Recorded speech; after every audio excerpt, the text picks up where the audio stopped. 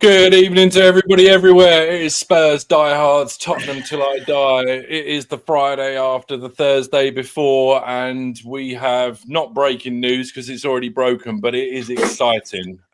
We have our regular panel here. We have the two owners, co-owners, co-hosts, and we've got our lovely panel of American ambassadors down below. Mr. Steve Silver, how are you doing? I can't complain, man. It's been an awesome 24 hours. And, a couple of weeks ago, I think Ian and I were kind of throwing out the name Xavi Simons, not necessarily thinking it was actually going to happen. But sure enough, strange things happen. And now all of a sudden we have one of the best center attackers in Europe. So absolutely. It's fantastic. We have somehow managed to fall upwards. And if you had started complaining, I'd have thrown you backstage and given you a stern talking to while the other three carried on for a moment. Alan, how you doing, buddy? Yeah, I'm hot. It is hot here. It is. I calculated it's a little over 33 today. So in the mid 90s here. Nice. So yay, nice and warm. Otherwise doing very well. Very happy with Xavi Simons, and I wouldn't say it was a exciting 24 hours. It was a nervy, like half of that, like 12 hours. Because then you hear, oh well, he will, he won't. He's in London. Who's he here to see? And then suddenly it's inching closer. The Fabrizio Romano, it's close, but not yet. And we'd been there and done that already, so it was nice to wake up. Yeah, thankfully over the line, right? Yeah, absolutely. Adrian, talk to me. What do you think? What a transfer window, and we haven't finished yet. This is a good thing. And what I've done is I've been posting videos, clips with shirt and pictures of the shirt to a few doubters that I know that I won't believe it until they hold my shirt up. So I've not only done that, I've thrown them clips, videos, everything everywhere, So it's just a little bit of banter. So absolutely. Yeah. No, that's all good. I think there were a couple of jokes going around earlier on that the room that he should be signing the contract in must have no windows and things like that. So it's all good. But I think I don't know. I think there was a rumor that he was going to. It was a case of they were making sure he was going to sign before it really came to fruition, and thankfully it did. Ian. Just goes to show that torture hasn't been abandoned in this country. No, that's very true. Very true. Being hung, drawn, and quartered seems less painful somehow. Ian, how are you, mate? I'm good. I think it's been a great day. I don't think this transfer was in any danger of breaking down, and if we hadn't gone through the Morgan Gibbs White and the Eze saga, I don't think anyone would have been remotely worried, but we did, and we were. But I think clearly when the boy said, yeah, okay, I'm coming, they did what they should do, and that's agree a fee get the deal done, get it signed, and what have you. And whether Chelsea decided to opt out the race or whether we just outflank them or whatever, doesn't matter. Just get the bloody business done. And we've done it. And I will say this, I think this is a better signing. And remember Simmons, I was talking about Simmons from some of my ITK contacts, that he was a top target 6 weeks ago. And it looked like he was gone.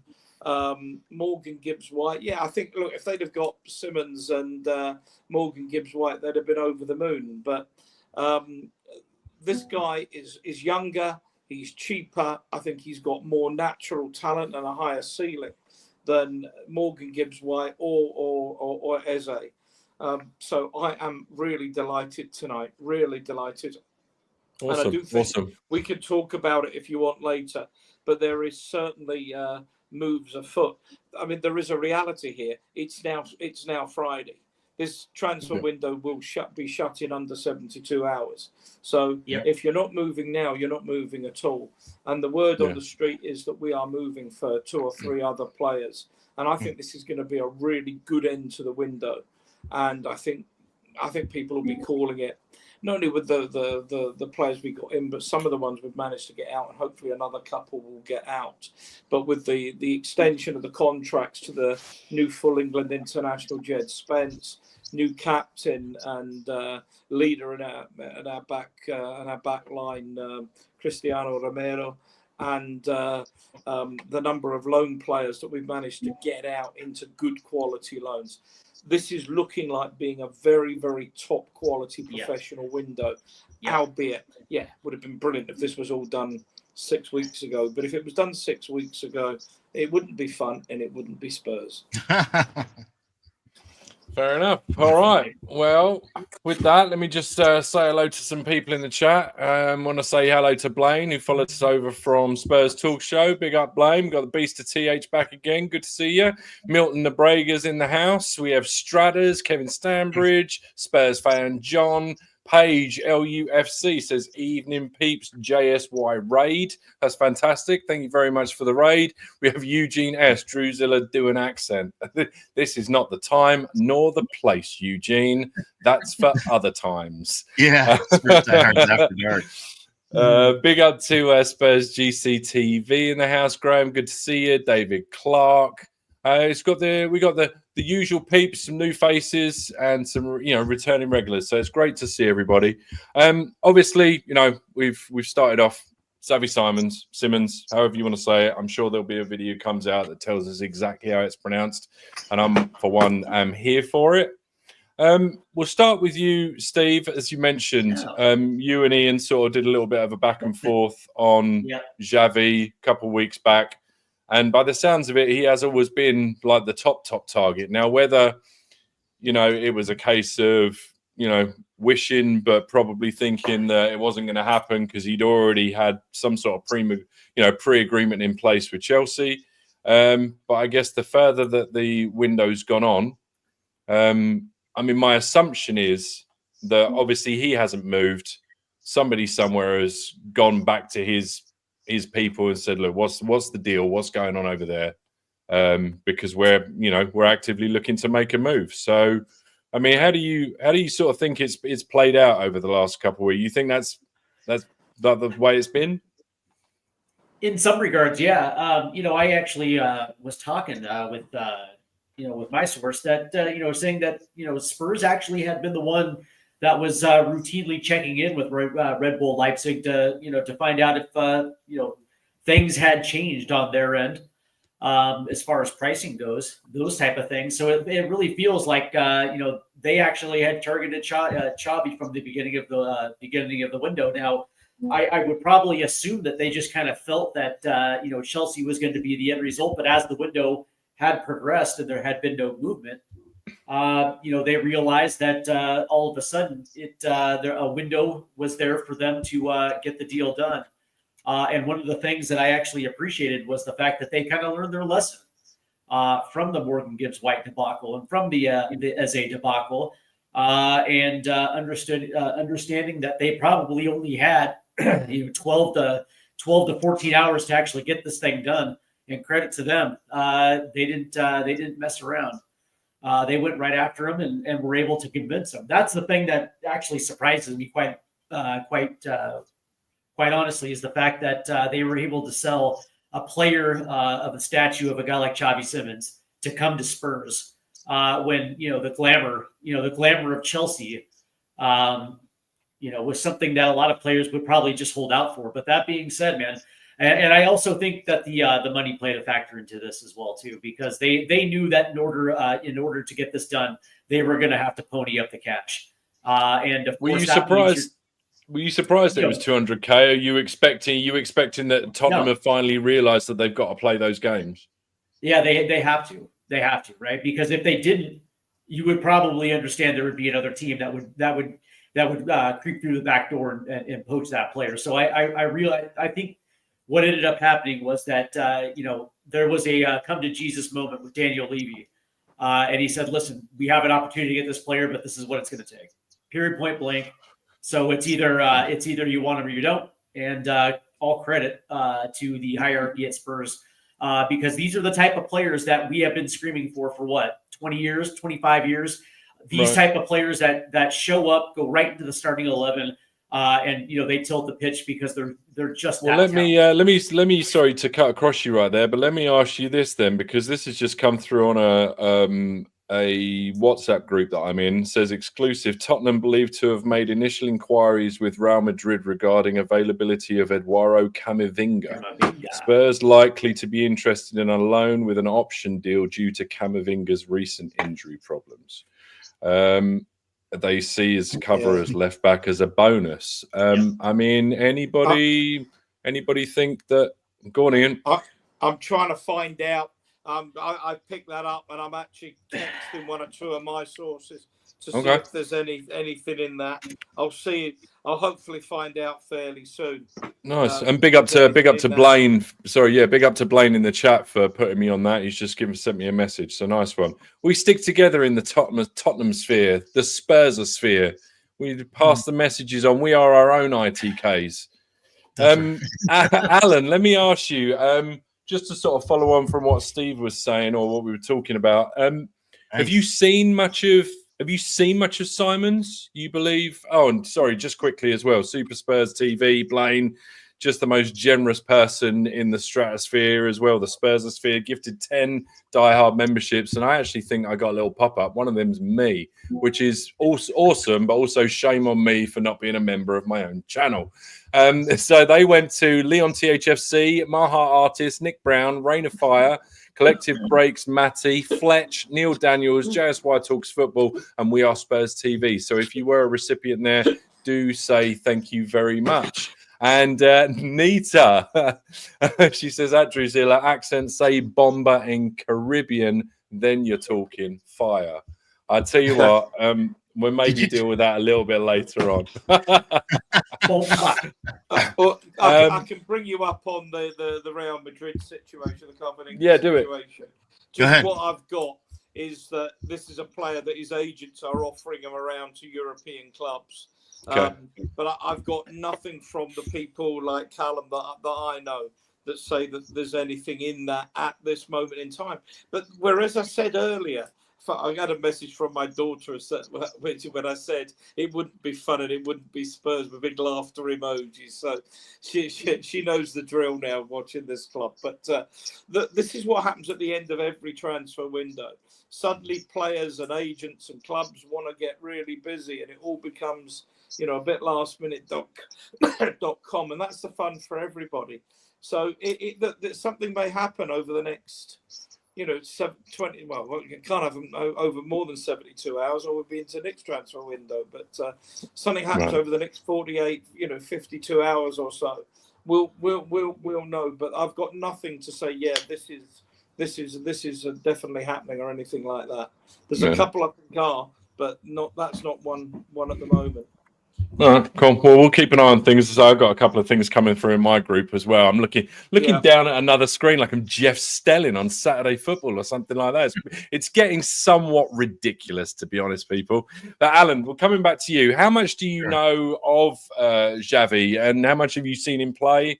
and how excited are you, or do you know, have you had to? Because I'll be honest with you, I'm clearly aware of him. Obviously, started at Barcelona, PSG, PSV, RB Leipzig. So he's been around from a young age, and he was. He came through the Barcelona academy. Right, exactly. And they were saying that he was best in class at every year that he was there. Pretty much, he was the captain of every age group. So how much do you know? How much do you know about him? How excited does this make you? I've heard of him because I watched Bayern Munich play. So I watched him when he played, against for RB Leipzig.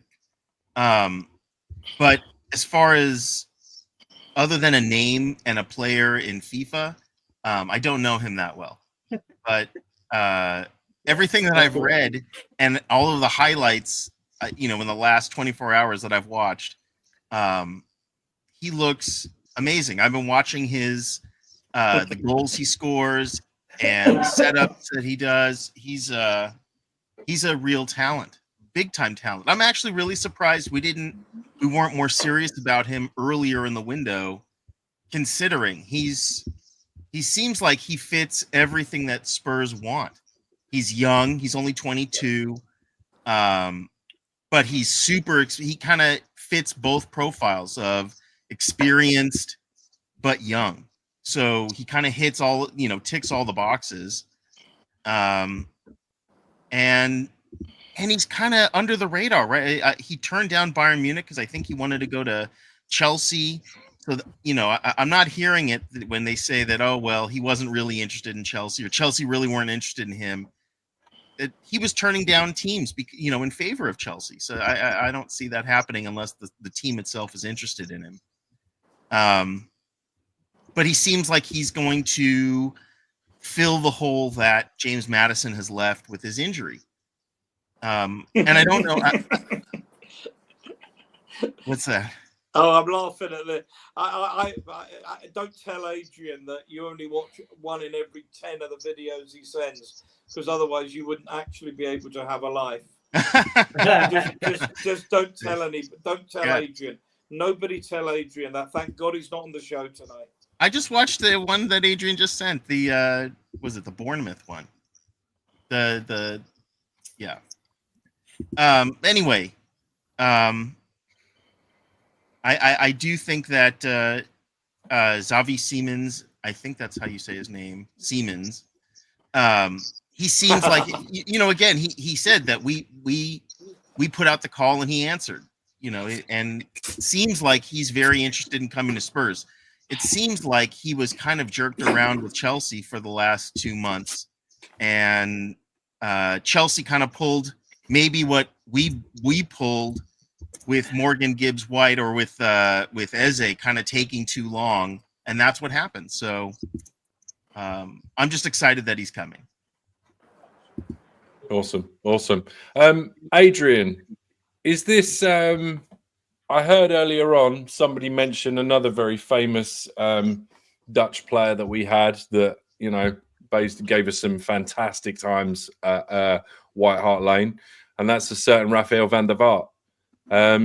Is this as bigger, if not a bigger signing, given the age of the player, given the potential in the team now with all the youngsters coming in? Like, is he? I'm not going to suggest at all like a final piece of the puzzle, but is he really, like, we really seriously have kind of fallen upwards in getting this caliber of player at this sort of time? He's different gravy. They're different, totally different types of players anyway. Oh, and actually, Simmons is better technically than VDV was, and that's a big call, but he is. VDV is very good at a more forward off the striker sort of 10 sort of role. He didn't have the dribbling. He hasn't got the dribbling skills of Simons. Yeah. Right. He hasn't got the half turn that Simons got. He was more. I ain't knocking VDV. I thought oh no, not at all. I think he. I thought world class, right? Yeah. He came to us after his. I think if I remember right, he sort of came to us when one of his knees had been through a little bit, so he was a little bit slower. But yeah. Sorry, carry on. Another last minute signing by Levy, but a very good one, right? Who served us well and regretted leaving afterwards. He said, "I wish I'd stayed at Spurs." That's what he said, actually, Van der Vaart. Yeah, but Simons and even comparisons with Eze. The only reason I wanted Eze was because of the homegrown factor. Other than that, they're both different gravy. You know, Eze's more of a ball carrier, not a passer. He's not as dynamic or as energetic as Simons is. And Simons' like control and balance is absolutely superb. I mean, I say the same about Mikey Moore. Like, and this when you know a player, and he's got a lot, and he's hot now. Don't get me wrong. I'm not going to go over the top on him because there have been games when I've seen reports of him that sometimes he just drifts out of games. Well, then you sub him. Look, he's 22. I mean, what do you expect of a player throughout a season if you're going to win something and all the teams got to play to a certain standard throughout the season? It'll all be 7s or 8s, whatever it is. I mean, with players, I think, okay, for you to be good, I want you to be good in 2/3 of the games you play, 2/3 to 3/4 of the games you play.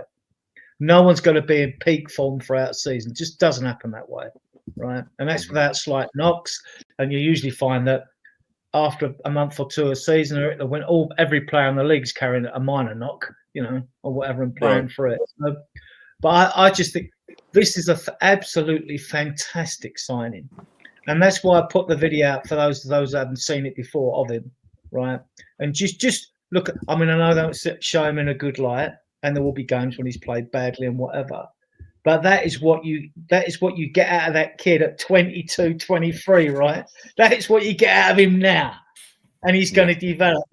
And funny enough, I was talking to Ian the other day. I said, Ian, why is it I was thinking the other day, because I'm sad git, an obsessed Spurs fan, I'm telling them, why isn't it we don't give players a 5-year contract with a 2-year option?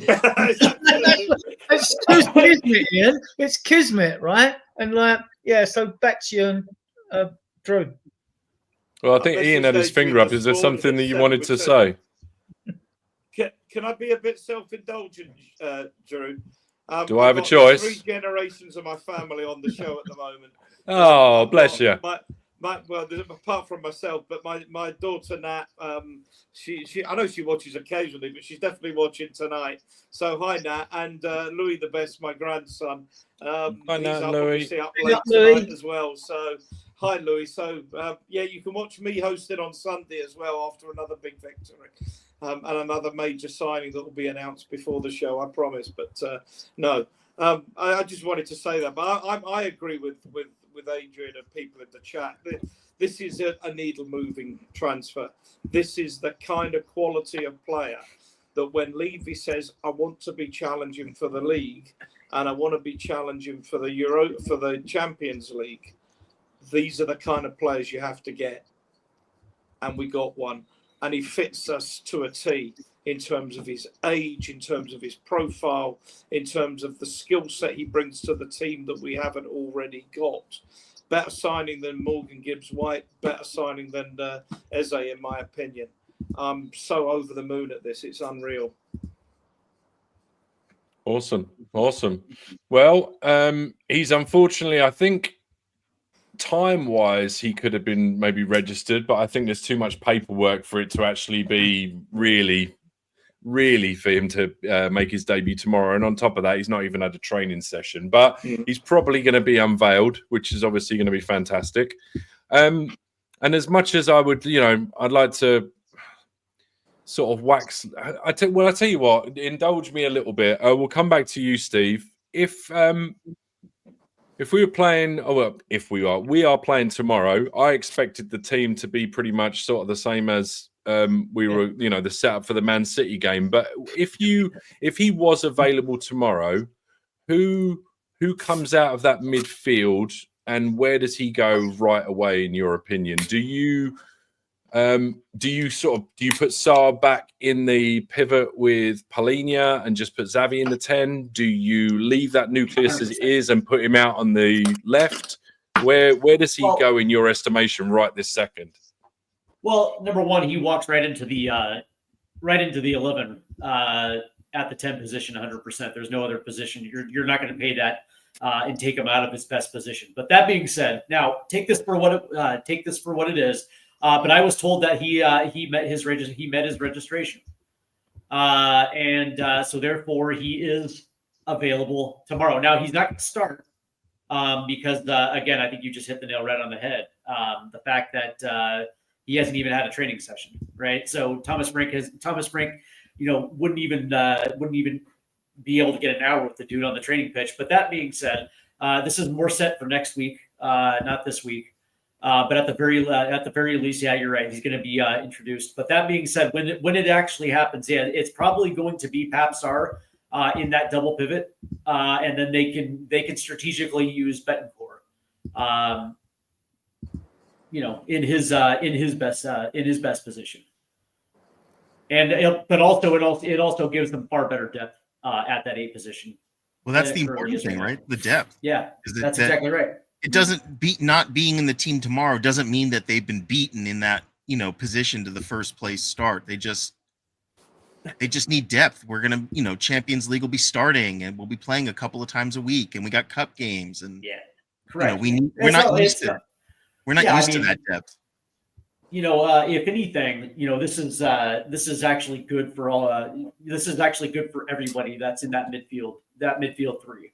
It lengthens out that position that 2 days ago was kind of threadbare already, and now all of a sudden it looks to be one of the strengths. So, yeah. No, interesting. So, Alan, where I want to keep talking about Xavi because I think he's special, but I'm also aware that everybody's been talking about him all day. Where do we go? Where do we go next? What's happening? What would you like to see? Because obviously we got some rumors going on. Would you like to see us now go for an all-out left wing and then sort of keep the balance, or do you have something else in mind? I'm sorry, before you start, big shout to Sean, my guy, Spurs Talk Show. It's my content creator. Just want to say a big up. Thank you very much for the raid. It was lovely to share some screen time with you earlier on. It was a lot of fun. Everybody for coming on. And yeah, thank you so much for the raid and everybody that's followed you over. We've got 276 people watching across various platforms. So yeah, Alan, I need to run to the restroom. If you can just keep it going, where do you think we need to go next? I think we need, because we've been teased with a Savinho for so long, and I think that's what everyone kind of had their hearts set on based on what we thought we were going to be getting in this transfer window. So we're not getting Savinho, but I know they say Ademola Lookman is someone that they're looking at, and I watched some videos of him and he looks very good. Adrian, did you send anything on Lookman? He didn't pull up any trees when he was at Leicester and Everton, but he's gone away and he seems to have progressed in the Italian league. If we were putting a bid in, then I would have gone and got the videos and bombarded you all with them. But because I wait to see. I mean, I'll go and watch videos for my, selfishly for myself. I always do that. But yeah, I mean, he's come on a bundle. He wouldn't be an expensive deal to do. Maximum 40 mil, probably less, maybe even 30. I mean, so yeah, he would sort us on the left. He can play across the front as well. So he's versatile. Lookman, he's versatile. Yeah. Drew, we're talking about Lookman. Yeah, I got it in my ear. It's all good. It would sort the left out because it seems to be what we're looking at. We seem to be looking at. Well, actually, a lot of rumours are about a left back as well. So yeah, like Ian mentioned one. I quite like the little Cambiasso at Juve a while back. He was young. I don't know who we're looking at. I'd have loved to have gotten Cappy and I rate him. He would have done a job on the left and left centre back. Killed 2 birds. I think he just got announced for. Don't you? Oh, that sorry. name's been that. The Woolwich Wanderers. There we go. Banter Club. What do we? Do you give any credence or any thought to the rumours that possibly Ake or Akanji would be available? Do you think that's? I know they're not getting. They seem like sensible. They seem like pretty sensible signings to me. Yeah, I don't think we're getting Akanji because even at his age, it's 30. He's been offered a 5-year contract in Italy. He can play longer there, right? So it's not going to be a Kanji. Ake's 30. I liked him. I wouldn't have minded him before he went to Man City. I mentioned it. I got pelters for it. Oh, Ake, you shit and whatever. I think he's a very composed player on the ball, you know. But so I would take him. I would take Ake. Yeah, his experience. I'll take him. But are we going to be able to do any business with City? If we are, we all might as well go and get Slovenia while we're going back to them. Because that's not quite dead, that deal. Another Dutch international, right? Ake? Yeah. It's the Dutch trio. The Dutch trio. Yeah. He's not getting a lot of screen time. And, it seems like Manchester City is prioritizing youth in their back line. I know we've seen their struggles because we beat them 2-0. And we've seen their defensive line struggle against us. So, but I think Ake would be a pretty good pickup. Interesting. Ian, you got any thoughts on centre back? I do. I've always got lots of thoughts. I suppose that's why I do panel work and host shows. Not much point if you haven't got an opinion on anything. But guys, look, particularly those of you who have come across from Sean's show, please, if you're watching on YouTube, we'd really appreciate you hitting the like button and the subscribe button and the alert button. We would really appreciate that. So please do that. This is a show that's gaining popularity. We like to think because we do some sort of mature stuff and what have you. So please and keep informed or keep yourselves informed when we're going live. Yeah, look, the player I would like to see, I like Ake. I think when you look at what we're looking for, is a left-sided defender, plays at left centre-half, left of a 3, can play left-back, can play in a 4, can play in a 3, can play in a 5.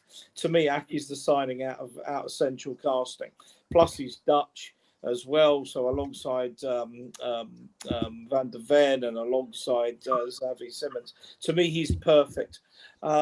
Also, will us taking maybe a surplus player like that of City help us to get Silvinho? I don't think that deal's dead by a long shot. I think people talking about Lookman. I only worry, and I know he was a lot younger, but Lookman at Everton is not the player that he's been at Atalanta. And will he do it? Will he cut it up in the Premier League? I don't know. There's just something that worries me about Lookman, and it might be totally irrational. I know because there's lots of rumours going about that we are trying to get Rodgers, that Villa are looking at Paqueta from West Ham. I think Rodgers would be a great signing. I think as well, he's English, he's homegrown, he's young, he fits the bill as perfectly like Xavi does. And of course, that he's flexible. Say, we've discussed this on this show about, is he a 10? Is he a 7? Is he an 11? And I think people get overhung up on what number people play rather than what job they do in the team. And if you look at someone like Rodgers, he could play central, he could play left, he could alternate. Rodgers and, for example, Xavi could come one in, one outside. There is just so much flexibility. If that can't be done, and that might be a difficult deal, I still think the Silvinho deal that just won't go away. It just isn't going away. And I think we're going to get a really good defender, and I think we're going to get at least one more of that sort of creative on left-sided player. I just think this is so exciting. These are really good times to be a Spurs supporter. Absolutely. Just real quick before you carry on, I just want to say Spurs GCTV, Graham, big up, smash the likes up, folks. Thank you so much for the super chat, $1.99 or £1.99. We also have Totspur63, who became a YouTube member. Thank you so much. And then we've got very nice Binny Guy, Buying my guy gifted 10 Spurs Die Hard memberships. So thank you so much for that. And I think, let me have a little look here. Let me see who we got. We got Stratta's received one, Wayne Holland, Steve D, Eltel Cockerell, Zookeeper Tom, who should have been one anyway because it's your channel. Johnny, Dope Boy Jr., Archer, Rain, and Lord Rodney Trotter. So good to see you all in here. Let me just also as well, I think there was something else I wanted to see, because we were just talking about Ademola Lookman, and Faz Radfar was in here, and he did make up a point. I wanted to bring it up just about how, Lookman can play all the way across the front line. So if we're looking, here we go, if we're looking at that depth thing as well, because one thing that is sort of apparent at the moment, and I'm, not to take the gloss or the shine off of anything, but we are sort of in a position, I feel like at the moment, where if Kudus goes down, the outlet, or the person that can really hold up the ball, the top end of the pitch, is somewhat gone. So you do need somebody, and that is a little bit of a concern. So I mean, I'd be all down for Lookman. I mean, he scored a hat trick in the Europa League. I mean, he's another one that's won a European trophy. You just come and join the boys. Do you know what I mean? They can all show off their bits of silverware. Was he there at Atalanta when Romero was there? Do you know what? It's a good question. I don't think so. I'm not sure. I don't know whether they would have crossed paths. What we don't know with Lookman, what we don't know is whether Frank wants him. We've seemed to have geared round to a defender now. Lookman's an easy deal to do. So why aren't we? I mean, I know we've got Eze over the line now, so why aren't we doing it? Maybe. You mean? Sorry, we've got Simon's over the line now. Oh, so I didn't like that. Simon's over the line, so he might not fancy Lookman. I mean, I think Lookman's third choice, Adrian, from what I'm picking up. And who knows how good your ITK sources are, but I mean, I've been saying for a while that they wanted to get Simmons. Simmons was a big priority target, and we were hanging on in there while Chelsea did it. My understanding is the targets in order of priority are the Villa boy, Rogers. Morgan Rogers. Silvino at Manchester City, and 3 Lookman. That doesn't mean that Lookman is considered a consolation prize. Just the first 2 are more difficult to do. But that would be the order, I think, that from what I'm picking up, that Frank would want, if he could get, particularly with Rodgers being English, that if they could get Rodgers over the line, that would be a massive coup and a massive feather. But they are very, very interested in Silvino, and he appears to want to come to Tottenham as well. And he would fit what we're doing perfectly as well. But maybe we'll go for 2. Maybe it's one of those, you know what, we may never get a better chance. Let's get, for example, let's get Rodgers, and then let's take Lookman on loan. With an option. Or we may go for this left back, and if Frank don't fancy it, we might wait till January or next summer. I know we don't want to do that as fans. We want all these top players in now, but it might just be a case of, well, I'd rather wait if we can get Silvino in the summer, and then if you already got Lookman on the books, it's tricky, isn't it? Now you've got to get rid. And you don't bring a player and get rid of them after one season. So, I mean, we still don't know, but Well, I mean, there's some stuff. I mean, in the chat, there's Brett saying, "I mean, up in the Midlands, Rodgers is happy where he is." I mean, the other thing, you hear, I've heard, someone said, let's be honest, none of us are.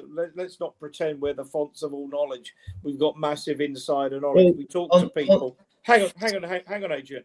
Is that Villa need to sell? That Villa have PSR requirements, and they may need to lose Rodgers for the fee. So whether he may be happy, but if Villa need to sell him, then he will move on. But then Tom came back with something that I thought, there you go. Perfect analysis as ever from Tom. Salvino, the take-on specialist, Lookman, the goal scorer, Rogers, the best of both worlds. I think that's in like, I don't know, 12 words or whatever, sums the players in a T in that perfect summary. Yeah, look, we will. All this will be perfectly clear by this time on Monday. But I don't think anything's happening with Rogers. Though. That's why Villa are looking at Paqueta. Yeah. He signed a 5-year contract last season. What does that matter? Well, I would have thought it would show something about the player's mentality that he wants to stay at the club. If you sign a 5-year. I tell you, the only problem with that, Adrian, is just that, Villa have a little bit of previous of looking at their squad. I mean, obviously, we're all aware of the PSR issues, so they're looking at their squad and thinking, all right, well, we might not want to. And when he signed the contract, they're in the Champions League. They figured that they were going to be in the Champions League again this year, and they wouldn't be in the position they're in. They've already pushed Jacob Ramsey out the door to Newcastle, and you think to yourself, you're perfectly right. It's a 5-year contract, but they're maybe thinking, do you know what? We actually just got to get some cash. And I wouldn't be surprised. Yep. As unlikely as it is, I also wouldn't be surprised if Levy did Levy things, and we're all sitting here on Monday, and somehow we've managed to get Rodgers for less than 80 million or something, because it would just be like him to wait till right at the last minute. And just in terms of just getting the right deal, because if it's not the right deal, then he won't do it. But I think we'd all be in agreement that if we could get somebody like that in the door for less than what we all expect him to cost, that's my chairman right there. They got Asensio back for matey they sold to Newcastle. They got Asensio back, haven't they? I think is that a deal that's being done? Is it? They're bringing him back? That's what I see on reports. I don't get too stuck on other clubs' reports. You know what I mean? Because I'm self-interested in us, not other clubs. So right. Yeah. So I don't see the Rodgers deal happening this window. I think expensive deal to do. Yeah. He's 60, 80 million. Give Man City another nudge for Silvina. You know what I mean? Yeah. Just real quick. Sorry, we are Spurs TV. DHgate surely doesn't have the Simmons in black, do they? I don't know if they do, but I tell you what, Just Jerseys, I believe, which was sponsoring the show that I was on earlier with Sean. I think you can even get a discount. He's got some code, so if you went back and watched that video later after this, you'll be able to get that. Get yourself a nice cheap jersey. Zookeeper Tom, Rodgers only on 75k a week. Villa cannot do to rules on him. If Spurs offered him double, which they can, he'd want to come. Money does talk. Alan, sorry, Alan, I cut across you. What you saying? I was just going to say, I'm curious what's going to happen in January, because we have Don Paratici back after the transfer window, and I'm curious what magic he can cobble together for January. Like, we may have a big January. Yeah, he's back in October. I think he's back in October. Yeah, nothing confirmed. I think there's a couple of things. I would never want us to rest on our laurels now when players may be available, in the hope that we can get them in January. That's the first thing. The second thing, we have spoken for years as supporters about us as a club playing proper big ball with the big boys. And you look at the conversations we're actually having here about Rodgers, Salvino, Paqueta, Aki, whatever. Proper big players, proper good players, quality international players, and paying proper big money to get them and wages to get them. And in fact, if that's right, and I've no reason to doubt Tom that he's only on 75, we could double that easily without causing any upset. So, look, I don't know whether we can get Rodgers done. I think a lot depends on a lot of factors. But I think the important thing is, let's say we can't, but we move on and we get Silvino. That's so un-Spurs like to be going for that kind of quality player. So and there's Nige. The quad is on. Absolutely, Nige. Yeah, big up Nige, Pure Coys TV. Get over there and give them a sub if you haven't already. Great guys, great chat over there. I just think these are really exciting times, and we need to make the most of them. And hopefully, we'll have even bigger news when. Well, we're going to do a show on Monday. We're doing a show on Sunday, but we're certainly doing a show on Monday. I'm planning to go live around 5 p.m. British Summer Time, and hopefully there's other big things happening. I think Monday's going to be a wild day. I think a lot of clubs going to need to want to be moving on players. Chelsea, Man United, probably West Ham, Villa. So I think there'll be a lot of movement and a lot of interesting things when the music stops and who's actually got the chairs that they want and who hasn't. I think Do you think they got to do the obligatory video of reporter outside training ground, and usually the guy that gets the short straw and has to go and do the Spurs one is like, for fuck's sake, like really, I got to go and do that lot, and there's nothing. It's like the cleaning crew, and that's about it, coming back and forth. Now this Monday, I reckon somebody's going to want to be out there with the microphone. I think we can safely say that no recruitment team of any club is taking this weekend off with only 2 days to go. And with that, I'll tell you what I'm smelling. I'm smelling loans to buy. That's what I'm smelling now, rather than putting the cash down. Because a lot of clubs will want to be able to say, oh, can we pay in the next window? Because those that have spent it, like us as well, they'll want to pay in the next financial year's accounts, which will be next June, when it end of next June. So you post your accounts April, but the year ends at, I think, end of June. So I'm smelling loans or a loan to buy, and I think they're quick deals you can get done. They're not as complex, are they? Big shout to Faz Radfar for Neil Spurs. Thank you very much, mate, with the £1.99 donation super chat. And he says, "Hang on, where'd it go? What are you done? My fault. Was me. Sorry, yeah. I'm just messing with you." He said we could be 2 top signings away from something big. And the thing is that I've said it before, and I'll say it again. This game has a way of absolutely mudding you, but I really genuinely kind of echo that sentiment. It really does. And I think we just need to draw, if, buts, maybes. Yes, we're at the end of a window. Yes, we dilly-dallied a little bit maybe. But I think in retrospect, and Steve, I'll come down to you because I've not heard your stuffy nose in a minute. Do you, if you were to, and I think we sort of alluded to it earlier, if you were to have put that dude that went to that other place, Morgan Gibbs White and Xavi, into a list, I refuse to entertain them or their players, so they are them. That's funny. Yeah, I hate it. But you would have put Xavi potentially top of that. So the fact that we've come round to the fact that we've now got him. Faz Radfar says we're a couple of top signings away from something big. It genuinely feels like that this time round, doesn't it? Absolutely. I actually kind of feel like we're already there, right? With the additions of with the addition of Kudus and Polina already through the door, coupled with Simons. Tell me when the last time we had a window that with that much firepower through it, and that's obviously still accounting for the debacles that we had already. And if we're able to to at least get one more player that has the same type of cachet of a Xavi Simons, we're talking about easily the best window within the last 25 years. What time's the protest start tomorrow, by the way, boys? Yeah. Just curious, the Tottenham for Change. What time? Where are they all meeting? What telephone box?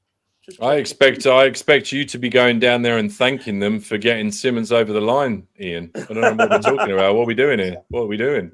Yeah. By the way, that is such perfect timing for that for that protest. By the way. Yeah, just what we need. Xavi for the win. Maybe it'll just be like a victory parade or something. Maybe they could turn it a little bit and just have it as a, just a good old jolly up. Everyone can just stand there and just be happy and accepting of the fact that we're maybe moving in a direction that we could all follow. And know? take Yeah, credit are you for, are you sure? Are Yeah. you sure? and take credit for keeping the pressure on Levy and the board to get us there. Yeah, Foot on his neck. That's one way of looking at it. The foot on his neck. All right. Well, I tell you what. We've done the latest transfer. Has anybody got any more transfer rumors that they'd like to kind of bring to the fore? Because there was mention briefly earlier, and obviously we still got the centre back thing. Somebody mentioned that one Foyth was maybe on AC Milan's radar instead Yeah, I of saw that. Akanji now, and I'm wondering whether that maybe leans into potentially. I don't know. Potentially, there's something to it. One There was point. only Manza Cluj from Monaco. Gamba Bingo wants to stay in Madrid. Yeah. Who's that, buddy? Was that? Gamba Bingo wants to stay with Madrid. Oh yeah. All Yeah. players want to stay with Madrid, though, Yeah, don't they they? wanna leave. None of them want to leave. Yeah. You've got Akliouche at Monaco, haven't you? I mean, Men's, how you pronounce it, Akliouche. Happy early birthday. Up and coming French talent, looks a star what I've seen, but could he do it in the Premier League? I don't know. Yeah.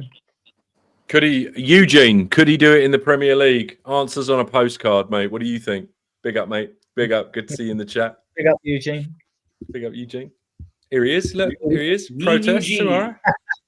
And Eugene was going to me when everyone was giving it Simon's, and every show they were giving it 3, 4. It's not going to happen. 3, 4, and I went in with a 10. And Eugene came back and went, "Don't do this to me, Adrian. Don't do this to me." And I'm going like, "We're getting him, like, you know." So, and it is all genuinely. I chat. I do want to make a point that it is all just all like banter from the heart. Like Yeah. I'm genuinely like it is what it is. People are free to live their lives the way they like, and if theirs is to protest, then you shouldn't be. I should actually hold my hand up because I did belittle it a little bit, and I don't. I did feel a little bad afterwards, so I apologise. I do want to make the point that it is, if that's what you choose to do, then we're all Spurs fans at the end of the day, and we just want this club and this cockerel on this chest to start actually, making moves, and we are absolute slander. So yeah, I just wanted to make that point. But yeah, Akliouche would be an exciting prospect, but he is just that, right?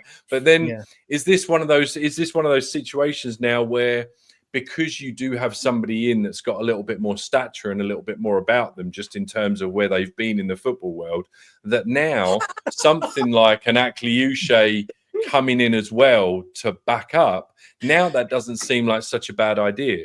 You do that the other way round, or you don't go for the guy that's sort of been there, or at least has got something about him, and you bring in somebody that hasn't, and that's when the fan base start to get a little bit worried and a little bit nervous. So would this be the sort of thing? I mean, now that now we've got endless supplies of money, apparently we can do what we like, right? It's time for us to take over. I don't know. I don't know that I would take more youth. Like really young kids, I think we loaned out a bunch of young kids. I personally would like someone like Paqueta. I think Paqueta is a very good player, and I think he's wasted at West Ham, and I think we could do a lot more with him. I think he could do a lot more for us. I thought West Ham was big time. I thought West Ham was big time. Well, all this time thinking that the Hammers were the shit. Oh yeah, no, they are not. They are. I'm messing with you. They that team, it's unfortunate, but he, you get stuck on a team, and I think he's someone that ready-made, Premier League proven, oven compete. ready. I was just going to say, right, Bin Eye guy, he says, need to bring in more ready-made players. No more around seriously. Adrian, what kind of players do we need? Tell me. Well, this it's a bad. Oh, oven ready. Cooked players. This is cooked. He hasn't gone anywhere yet. All these sous vide, reverse seared and grilled. That's what we need. Boom. to the fan base, they we're slow at getting deals. Well, I've seen so many slow deals. Vissa hasn't moved, and Bramo took ages. Loads of these deals. Chelsea got Garnacho and they're in for Ferman Lopez. That's why they probably went in for Xavi Simons, which probably convinced him to come to us because he probably thought Chelsea were dragging their feet. Plus, they've got enough attacking tens in their squad anyway, right? So, yeah. So Vissa, I would take Vissa. Yeah, we can play across the front three because we just waiting for Richarlison and we're all excited and we're waiting for Richarlison and Solanke to break down after half a dozen games or so, right? So. Oh, come on now. No Solanke slander. Mm-hmm. No Solanke. Pauline French says Bissouma had a medical at West Ham United, but was late and missed it. Brilliant. Absolutely brilliant. We're never going to get rid of him. Yeah, they said that about Ndombele, but we'll get rid of him. If he wants to wind down his contract, that's cool. I have heard talk that Villa are interested in him. Oh, really? Live, yeah. I talk. I'm wary about when I say I've heard it's talk. That's all it is. I've heard some talk, and that would make life interesting. And the other suspect who's back on the radar again is Conor Gallagher. No. My eyes. He's an English player because Atletico Madrid haven't got any money. He's an Ange player. What's that got to do with anything? A Frank player. Sorry. I'll tell you what, you've had more slips recently. I know. Freud would be happy if he was alive. Right. Yes, you would. Adrian, I have not seen one Tottenham source say that we are even contemplating going for Conor Gallagher. Not one source at all. Mm-hmm. I've seen media sources on Conor Gallagher in the last few days. Right. Where's Sean's bloody video when you need it? Sauce. What a load of crap. Look at Ben. Ben hit the nail right on the head right there. Right.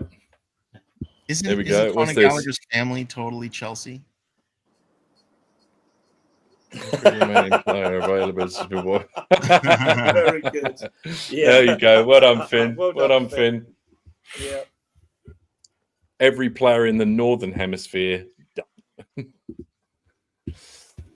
Well, I tell you what do we think about? Let's move on to the game tomorrow, because obviously we got Bournemouth before we head into the international break. At the very least, the wonderful new signing is going to be paraded round, and we're going to get to see him on the grass, on the hallowed turf.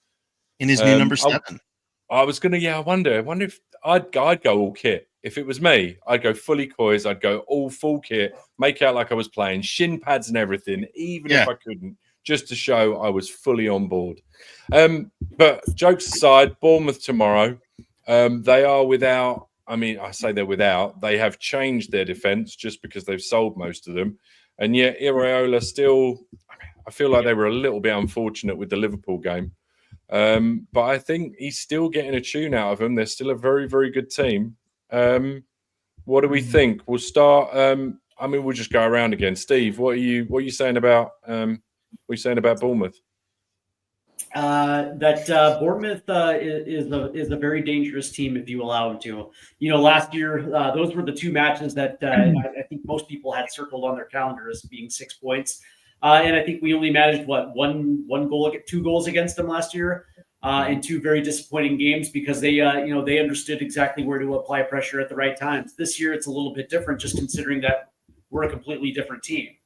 And one of the things that I think is very real is the momentum that's carrying over into this one. Because last week, me personally, that was a test.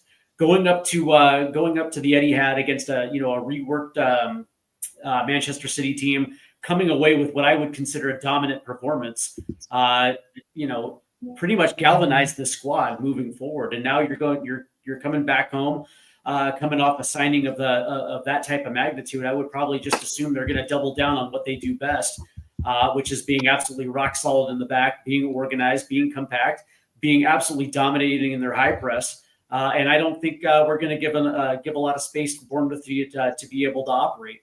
As a matter of fact, would it surprise anyone if they walked away with another clean sheet, 3-0 win? Wow. Anyone who wants to come in off the back of that? What do you think? I mean, look, Bournemouth are a very well-run team. Yep. I don't want to underestimate anyone in the Premier League.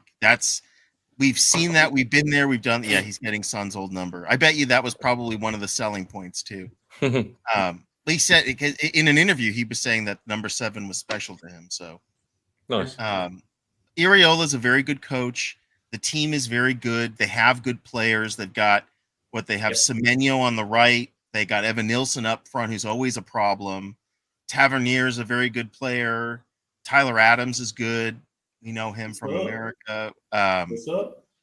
So they have a very good team, and they have the ability, but I think they like to play long ball. I don't think they like to play out from the back. I think that's how they play. They kind of kick it long, and then they have fast runners chasing the ball, and then they put it in the middle of someone like Evan Nilsson to put it in. So I think Thomas Frank will have, in his black book of plays, so to speak. I'm sure he's got a setup. I don't know how they're going to set up tomorrow, because I think they probably will change it up from what we did in Man City personally. You don't think so? No. You got a 2-week break. You go as strong as you can. Yep. Yeah. Good point. Ian, we'll come over to you, and I'd like you to bring this into play if you can. Eugene said that he wants to see Gray, Berryvale, and Sarr in midfield tomorrow. I mean, I guess being at home, being the fact that it kind of echoes the sentiment of the first game. What's your thoughts on that? Yeah, Eugene, I'm really disappointed Voltaire wasn't signed in time to play tomorrow, but it's a private joke between us. I do not expect that to be the midfield. I think with the international break, 2-week break, I think he will go. With the team he played last week. I think person for person, it will be the same team that started last Saturday at Manchester City. That's my expectation. But one of the things, and I mean, it's one of the things we haven't mentioned, but the squad that's being built is a squad that can be changed and adapted for each situation, for each game, and for each situation that happens within each game. And that will come over the next few weeks. But no, I don't see any reason not to start with Palhinha and Bentancur and Sarr in midfield to get a grip of that midfield, to get the goals on the scoreboard, and then we can worry about changes later in the game.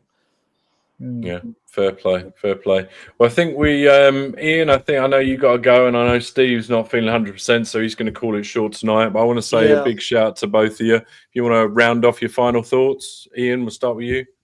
Yeah, it's been a long day. I was at a funeral today, and it's gone midnight here. So yeah, I'm apologies, sort of done in before I start getting too tired. But no, look, I think this has been a really, really great day for Spurs. A fabulous signing with the prospect that we are in for more good players. I saw someone put on it may have been Eugene put in that Rola's never beaten Frank. Well, if that's good, I hope that run continues tomorrow. I expect us to win tomorrow. I expect us to be top of the table tomorrow night. Perfect. That's awesome. Love to see it. Steve, final words? Yeah. You know what? I just echo what Ian just said. This has been a very fun 24 hours, and it culminated in a signing that I just didn't see coming, really. But that being said, that's the beautiful part about this sport. Anything can change on any given day.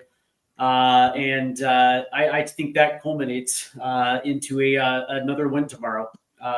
And I'll just go on and say that by the time that we hit Chelsea on November 1st, man, we will pass that 20-point threshold for sure. Damn. All right. Yeah. I like the optimism. That's awesome. Well, everyone in the chat, say goodbye, send some love, and get well to thanks, Steve, everybody. Please hit that like button, guys, and the subscribe button and the notification button.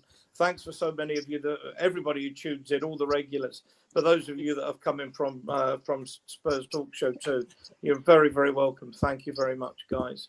And I'm back hosting 10 o'clock British Summer Time on Sunday, talking about the latest transfers and dissecting the victory against Bournemouth. I'll have Tom, Callum, Adrian, and we'll see if I get another one. But we'll also be doing a show at 5 o'clock, again, British Summer Time on Transfer Day on Monday. I think these are interesting times. Thanks, Drew, Alan, Steve. Thanks, Adrian. buddy. Always great to see you, Ian. Also, take care, guys. Take care, guys. Coys, come on, you Spurs. Hopefully, we'll have a great game tomorrow. All right, lads, just the three of us. Eugene, if you're still there, if you want to come on, mate, if you want to continue to be slandered, we'd love to have you. Just give me a holler on the old WhatsApp. Let me know. We've still got a little ways to go. I think we're still going to go for as long as we can without you know just absolutely talking waffle and nonsense. Adrian, I would like you to give the channel a little plug. I'm just going to go and get another drink. Maybe, and maybe pop out another couple of accents when I get back. But yeah, give the show a plug, and we'll carry on from. Right. Those who are not with us before, we've got 270 of you viewing us at the moment on various platforms. That's fantastic on a Friday night at this time. We are a fledgling group. We've got about 1,425 or 1,430 members. We are trying to get to 1,500. If you haven't subscribed, the little red subscribe button's in the bottom right-hand corner. If you click on that, only takes a second.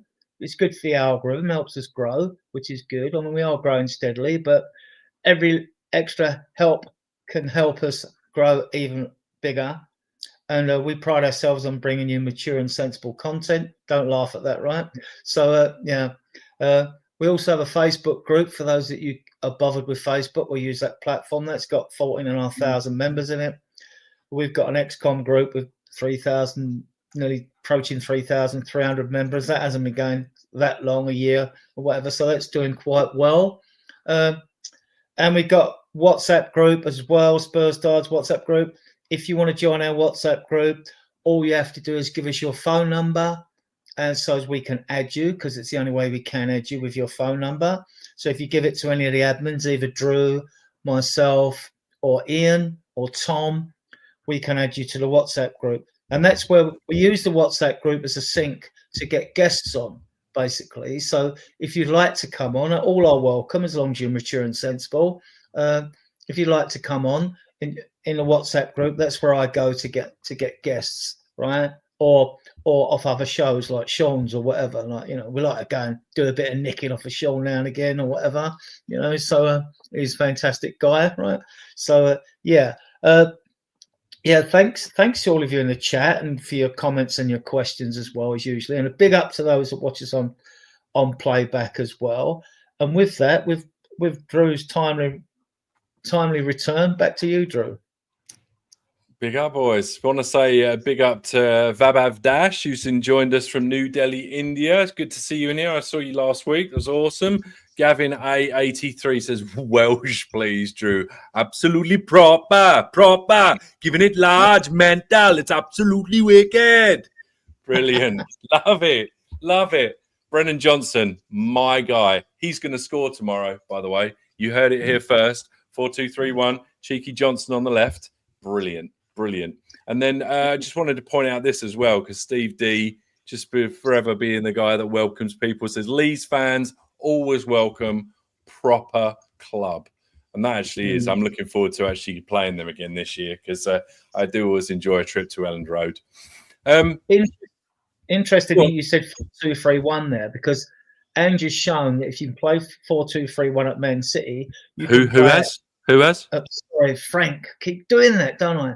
Frank has shown that if you can play 4-2-3-1, Freud would turn. I'm going to keep calling you out, mate. I'm going to keep calling you out. No, do it. No, please do. My brain hasn't cut the umbilical cord, right? It hasn't cut it. It's still celebrating the win. It's still in that warm glow, you know, of that victory, which is going to carry me all through this season. right, of lifting Brilliant. that trophy. Yeah. So I was thinking about this, and I was thinking, well, okay, I can see him switching to a 5 at the back. You're going to get off days when we don't turn up, or it happens to all teams, even Man City and lights that happens. Then I can see him switching to a 5 to try and turn it around. Other than that, I could see him switching to a 5 away in Europe. What do you think, Al? Switching to a back 5? Yeah, and maybe against PSG again away. Or whatever. Oh, yeah, maybe. Maybe. I think however we set up against PSG last time is exactly how we should set up against them again.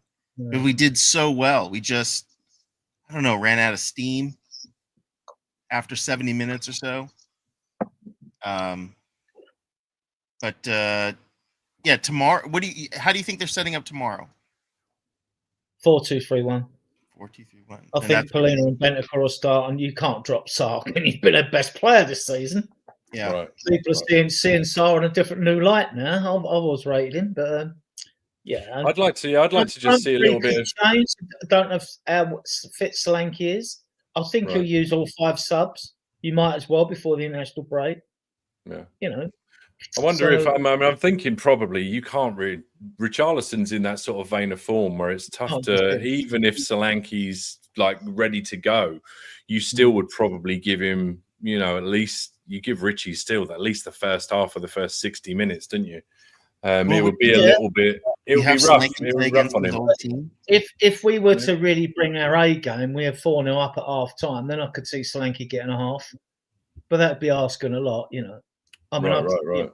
So yeah, I mean, yeah, I'm sure we get round to predictions lately. I wish I should have had a bet last week. I said 2-0 away, and one time I don't have a bet. I don't bet a lot of money. I only bet about £4 a game, but I just didn't have a bet. So I'm cursed, right? There was a message here that I wanted to answer because I feel like it was a question to us and I didn't want to lose it. So it was Spurs side chat asking about how he gets a number. Sorry, chat. I will find it. Nita as well. I wanted to give a big everybody in the chat. I want to give a big shout out to Nita. 66 on Monday, and I just want her to have the best possible day that she can. So if everyone in the chat just give Nita a little, pre-birthday, happy birthday on behalf of everybody, on all of us, because, that's how we do it in this community. We like to stick together. And I'm going to find, here we go, look, Spurs side chat. How would I do this? We'll put the number in the chat. I don't recommend putting the number in the chat. If you want to be part of any of the WhatsApp groups or anything like that, I'd recommend maybe heading over to the Facebook group, where it's a little bit more private, and then we can exchange some details of Adrian and we can get your number and we can get you in the group if you so wish. Yeah, you can do it in Messenger on Facebook. Yeah, Yep. So yeah, you could do it that way if it's safer. Yeah. Yeah. And we'll I'll tell you what. We'll get you on. Yeah, absolutely. Absolutely. One thing I did want to touch on, because obviously it's not just all about new signings. It's not just all about the Premier League. We do have the small matter of the Champions League draw, which was made this week. And I did want to touch on it because I feel like who's trying to click me? Here we go. So for anybody that didn't see it, these are the teams. We did Dortmund at home, Paris away, Villarreal at home, Frankfurt away, Slavia Prague at home, Bodo Glimt away, Copenhagen at home, and Monaco away. And I know you're all very, very disappointed that I didn't read that out in all of the individual accents associated with said teams. But, I've got to keep material for the rest of the year. But Adrian, what did you think of this draw? I think personally, it's quite friendly. It's an excellent draw. I'm looking at like 22 points, 7 wins and a draw away to Frankfurt. A draw away to PSG, sorry. I mean, it's how coincidental that we got Frankfurt and Bodo away again. What a coincidence those two are. I've already done like loads of pictures for it for the teams when we play them. All of these teams actually. So Yeah, haven't we played like Villarreal? Haven't we played Copenhagen? Didn't we play them? No. We played obviously Boda or Buddha. We Played did. those In Frankfurt. last season. We've played Frankfurt. Obviously, Paris was recent because we played them in the cup just before the season started. Borussia Dortmund's always a good one. That just gives me Jan Vertonghen vibes. I just can't think of Borussia Dortmund and Spurs without thinking of Jan Vertonghen either putting one in the onion bag or putting in just a fantastic cross for Sonny. And Frank, not Ange, will be bringing home the bacon from Copenhagen in Denmark when he gets to go home and bring home the bacon. No, that's a home game, isn't it? It's a home game. All we got to do is although he's injured, keep Madison out of the casino in Monaco, and we've got to do that, right? And Villarreal, they've spelt that wrong. Whoever did that, there's not two R's in it, as far as I know. Right. Dortmund, we beat them home and away before, didn't we? Remember when Vertonghen was pulling his shirt apart like that when we did 3-0 at home and Kane scored in the away leg? So we got the yellow wall against the white wall. The yellow wall of Dortmund are coming against the white wall. So that should be a great atmosphere when they come. They'll come. Yeah, I think there's a bit of mutual respect, right? Yeah, they'll fill their allocation. So at the home games, I don't know about Villarreal support. Slavia, Prague, Praha, I don't know about their support. Or mind you, Copenhagen, it isn't far for them tramps. I think they'll come for the experience. I think most people will come to our stadium for the experience of having visited the stadium, you know. Well, so, I was thinking to myself, I mentioned on a show, I think it was yesterday, I thought, you know, Copenhagen, Denmark, Thomas Frank, Danish. I was like, oh, it'll be a nice little reunion, and they'll come and it'll be all sort of respectful. And even though they'll be supporting Copenhagen, they'll be cheering one of their own and all this. And it turns out that apparently Brøndby and Copenhagen are like, you know, I don't want to say mortal enemies, but it's basically, you know, it's basically very much a versus thing. So the Copenhagen fans are going to come over, and I'm sure, as I say, it's going to be a fantastic atmosphere. But they might end up giving him some stick, which all in good fun, I'm sure. But I expect that to be as good a game in terms of atmosphere as any. You know, the Danes and sort of the Europeans do love. I mean, I guess we're all partial to one of our own, right? And we've got one at Monaco and Eric Dyer. Right. Yep. There you go. So, I mean, hope you're all right, Eric, but not on that game. Thank you very much. That's a couple of your classic errors. We do fine. Thank you very much.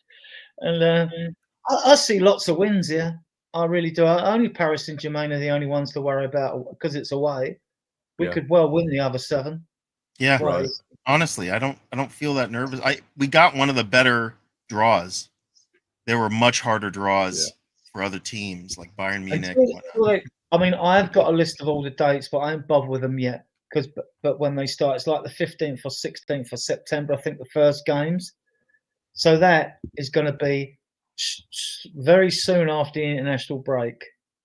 Because I think does that end on the 13th or something? The international break, then we'd probably have a game.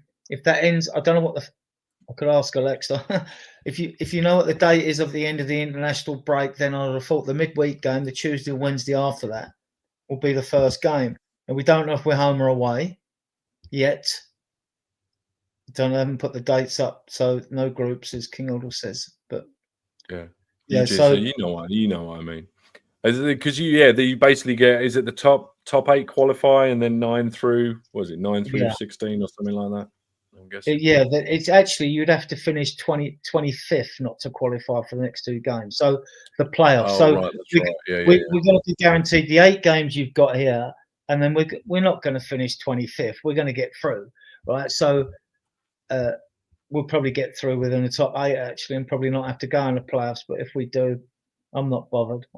That's 50 games guaranteed. Well, actually 51 because we'll beat Doncaster Rovers at home. Because we got them in the League Cup. The last time we played in the League Cup, I was there, and we won 7-2. Right, so so we don't we have? Is one of our kids is at Doncaster, right? Yeah, Ajay. I mean, I'm sure he's probably not going to be able to play against the parent club. It'll be one of them. But yeah, they might be in the condition of the loan. I don't know. Right. Yeah. He Big scored up, a few big up, goals. Spud. You know. He's giving it the double R. So Villarreal. That's how it's supposed to be pronounced. You got to do the. And you look at Frankfurt away, right? Now, Yeah. they're going to be an easier beat this time. They've lost Marmouche and they've lost Ekitike as well. Yep. Yeah. Oh yeah. yeah. It's almost Well, like two actually players. like Frankfurt and Villarreal have almost swapped because Frankfurt are arguably gotten a little bit weaker, and Villarreal have gotten a little stronger. As Spud mentions, they are top of the Liga, and yeah, they're no mugs, and they just bought what's his name? He signed for him a little bit earlier on today. I was saying his name earlier, and I can't remember it now. Begins with M. Mad. I want to say now it's Madueke, and I know it's not. But yeah, anyway, I mean, anyone in the chat can help me out. Yeah. I Go don't on. know too much about Monaco apart from the fact that we were after Mikitadze. Thank you very much, Connor. Mikitadze. Big up, mate. Mikitadze, yeah. I Mikitadze. don't know much about Monaco apart from the links with Akliouche, who's the young upcoming French star, and the fact that I'd like to have their right back, Vanderson. I'd like him. Then we could play. Then we wouldn't have to look for a left back because we could play Spence on the left and Vanderson could back up Porro. I like Vanderson. He's a tank, Brazilian. He's a tank. But let's talk about that for a second, Adrian. Are you worried that let's say we weren't to get because the talk is of a centre back and a centre back that can play, I guess, in a full back position. Are you slightly concerned that there hasn't really been any talk of backup to Porro, or do you think that looking for somebody left-sided centre back, left back means that we are actually going to see more of Spence being played on the right? But then, as I say that, to me, Porro and Spence feel undroppable. So why would they be playing for the same spot? I mean, it's a nice problem to have, but we do really need to think about another fullback, right? Because you can't have those three rotating constantly because then there's always a constant play, right? Nobody actually ever gets a full rest. Yeah, I remember when Poch, he always used to rotate Rose and Walker. Yeah. And we always used to feel a little bit deflated when he picked the other two fullbacks instead of those two. Because he didn't swap one with one. It was always Rose and Walker with, I don't know, Trippier or whoever it was. I forget it was. Or it was Trippier and Davis, wasn't it? It was Ben Davies at the time. He was our left back. Yeah. So, and then you'd think, Davies and Trippier just didn't give us the same dynamic, did they? As a Rose and Walker did. You see, not the speed, not the strength. Yeah. So, but this time around, I mean, Spence is good backup on both sides for him, and he can look. And for those who say, "Oh, he's better on the left, keep on the left," I get what you're saying. But when he's played on the left, he's played on the left like a right back, like he's in the right back position. Because when you're facing Salah, who cuts in on his he's playing inverted as an inverted winger, it's exactly the same as if they were both playing on the right. It's exactly the same. So Spence can do a job on the right. We haven't seen that much of him on the right because it's like through necessity he's had to play on the left. And now Udogie's fit, probably on the bench. I don't know if he'll start. I hope he doesn't. Not that I have anything against him. I just don't think that he should just walk right back in, considering how well Jet Spence has played. Yeah, this is brilliant. Paulina French, do we want to get Paqueta if we're going to Monaco? Love it. Betting banter. Cheeky. And Spence has earned himself an England call-up as well. Yep. He absolutely has. Where do you think Thomas Tuchel's going to play him? You think he's going to be your right back, or you think he's going to play him left as well? Who does he have on the right now? Well, he doesn't have Trent Alexander-Arnold because he got dropped, apparently. Yep. So he's not there. He could be playing on the right. Yeah, maybe. Anyway, national football is boring. Let's not talk about it. Yeah, it is boring. Yeah, especially if you're in England. I'm really not looking now that because of the fact that we've started so well. The last thing I want is an international break. I would love another couple of games. It just I can't get enough of Tottenham at the moment. You know what I mean? And Alan, this time when we go to Paris, we'll have a stronger bench. If we've got to make subs, we'll have a much stronger bench. Yep, much stronger bench to bring players on. Well, and hopefully Thomas Frank makes better choices too at the and timing of when to bring people in. Yeah. He looks decent. He looks a decent striker if we bring one in. It seemed like, don't know if Brentford are digging their heels in over this side. There's a few that would take him. There's a few that would take Nathan Collins as well. But he's captain, and he's young though. He's only in his 24, early 20s. I think. Yeah, I think Frank would take both of those players. I think. Yeah, I don't know if we can twist Brentford's arm and get rid of one or both. I think we'd go for Collins first. To be honest with you, we seem to be. Everybody seems to hint about bringing a defender in, even though we've, especially now that Vaskovic has gone out with his brother to Hamburg on loan. Yeah. So. So, Alan, thank you very much, mate. I know you've got family stuff that you got to run off and do. Yes. So I want to say thank you very much for your time, as always. Thank you so much for having me. Yep. Big up to my the prediction chat. tomorrow, I think, is 2-0. 2-0. Nice. All right. Awesome. Well, we will see you next week. Yes. Alan, thank you very much, and enjoy the game tomorrow. And thank you. Adrian and I will round out with a couple more bits and then probably call it for the evening. Yeah. See you next week, bud. Take care. Okay, guys. All right, mate. Yeah. There was a bit on the. I don't know if a little look at this. Something like if there's any ties. Yeah, we'll finish off with this a little bit. It's another game. Yeah. It's at least another game for us to play, right? Yeah. I mean, we got Doncaster. Like I was at the last time we played Doncaster, we beat them 7-2. I think it was in the League Cup as well, actually. I don't think it was a league game because I don't recall us being this. It would have been many moonshots ago if it was. But there's a couple of interesting ties up there. I mean, like I think Palace have got Millwall. They're both in that area of London, southeast, aren't they? Yeah. So police will get plenty of overtime for that. I just think it's one of those things, like with the team, with the team that we're building. I mean, it's just one of those things. I mean, if we're I love the euphoria. I love the wave of excitement and optimism. But we've got, we're going to start having to get down to actual business and sort of come out the clouds a little bit soon. And the Carabao Cup and the FA Cup are two things. I want to be as high as possible in the league. I always want to.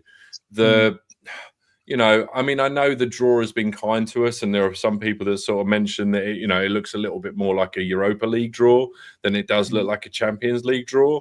But let's say, if we do get through that thing, the games start to get very difficult very quickly. And realistically, I mean, yes, anything can happen. But I mean, I don't envisage. I mean, I just have a very hard time looking at the end of the season and seeing us winning the Champions League. So Carabao Cup and FA Cup are really important for me this year, from the point of view of keeping the momentum of silverware. You come to Tottenham, you win something, as opposed to you come to Tottenham and when you leave, you win something. I want to change that mentality, right? I mean, it's 7 games to win the Carabao Cup because you've got a 2-legged semi-final. I can see them getting down to 1 eventually with all the games. And it's 6 games to win the FA Cup. And now when you look at it, you could actually play in the league, a league game beforehand. You could have Polinia with Simons and Bentancur. And then you could go in the Carabao Cup with Saar, Graham, Bergvall. Yeah. So exactly. We're going to be stronger in this competition than we were last year. We're going to be stronger all over. And we still ain't done in the window yet. Yeah. So it's not a question of like going to Fulham and getting knocked out on penalties because we played like 8 different players. At least the players. Just N747 here says, will people lose their heads if Frank makes 8 or 9 changes for the League Cup? And then on top of that, you add to the fact that actually, if you go back, he's not been great in cups. But then I think the caveat to that is probably that his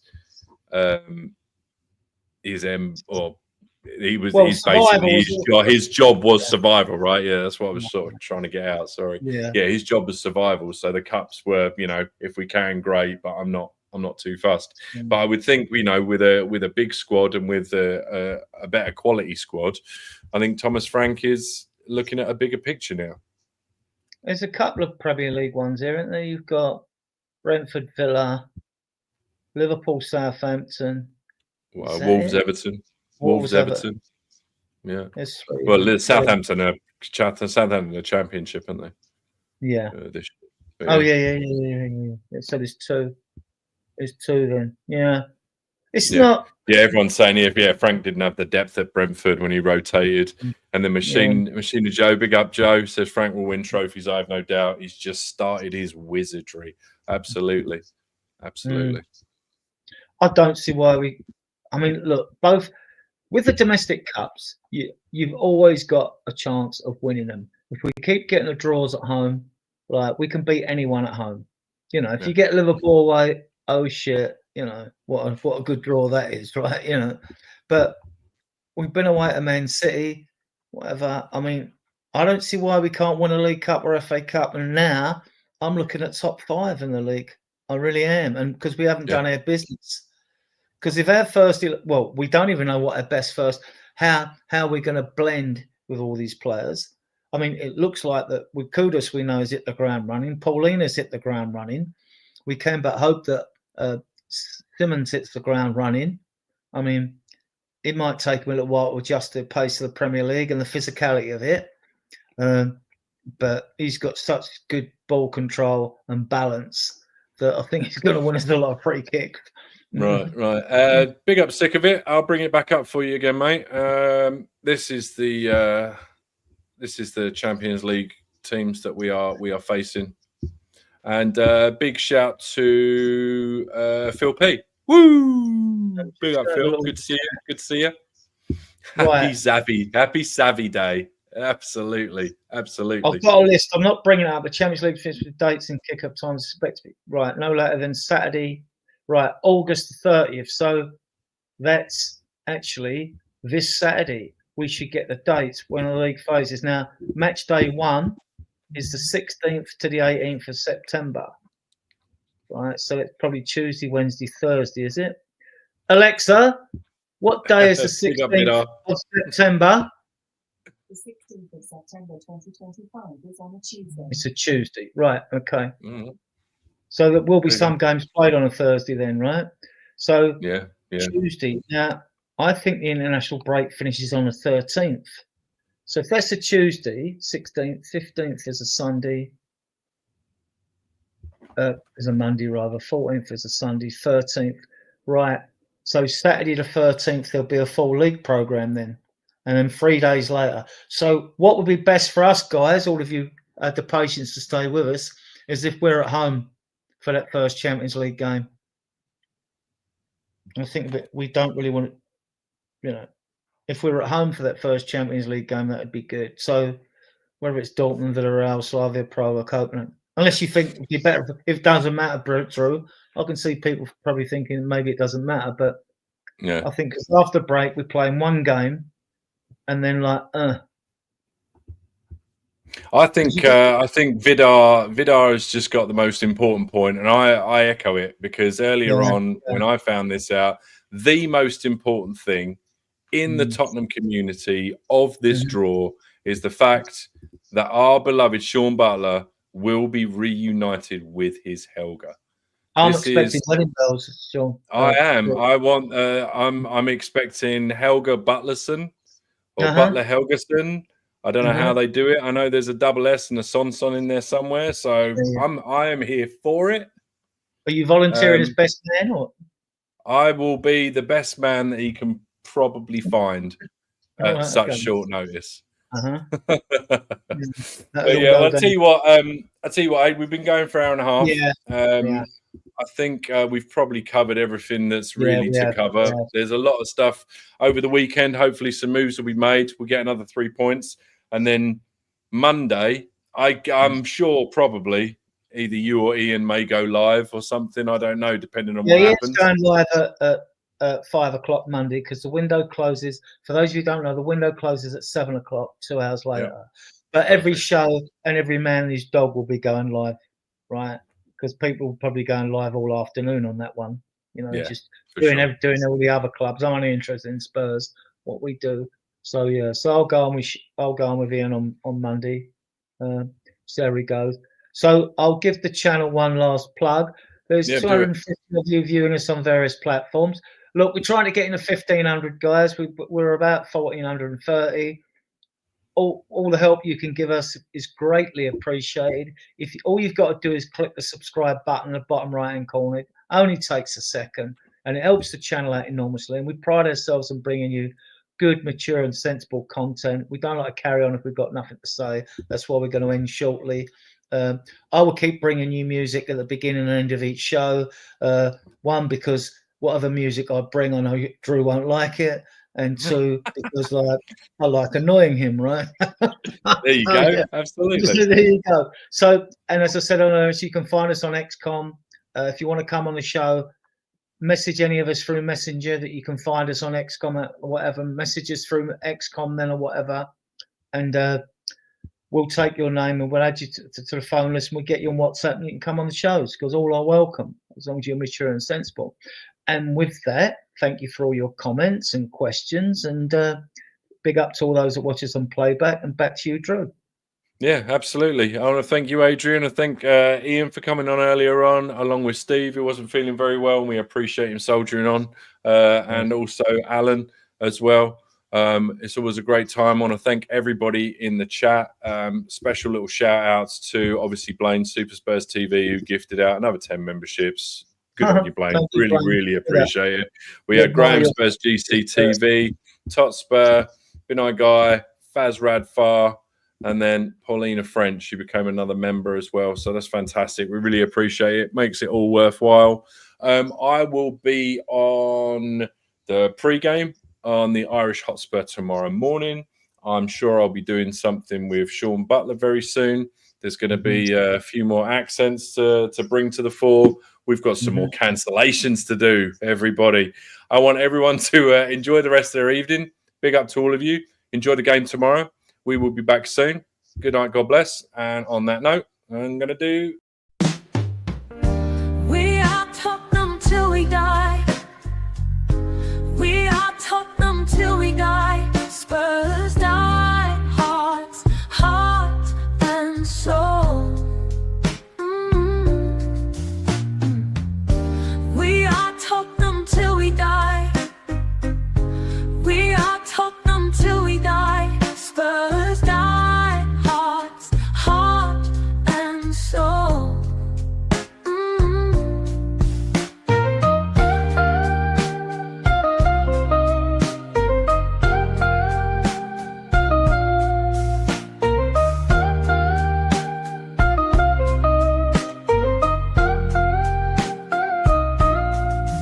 We are Tottenham till we die.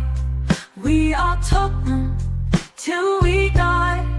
Spurs die, hearts, heart and soul. Lily white and navy blue.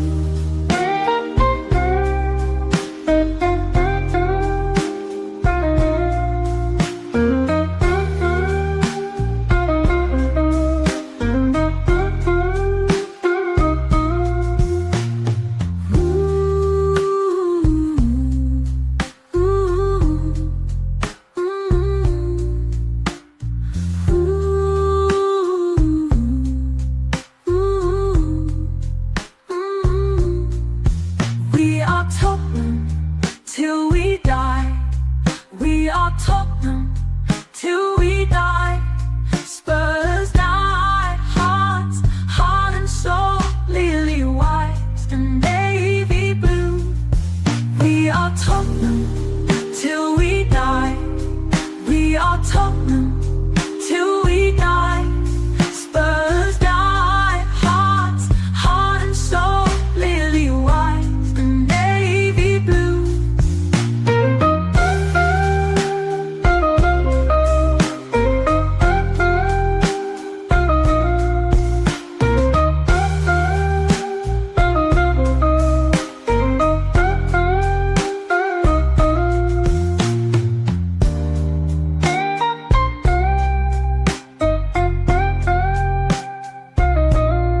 Navy blue.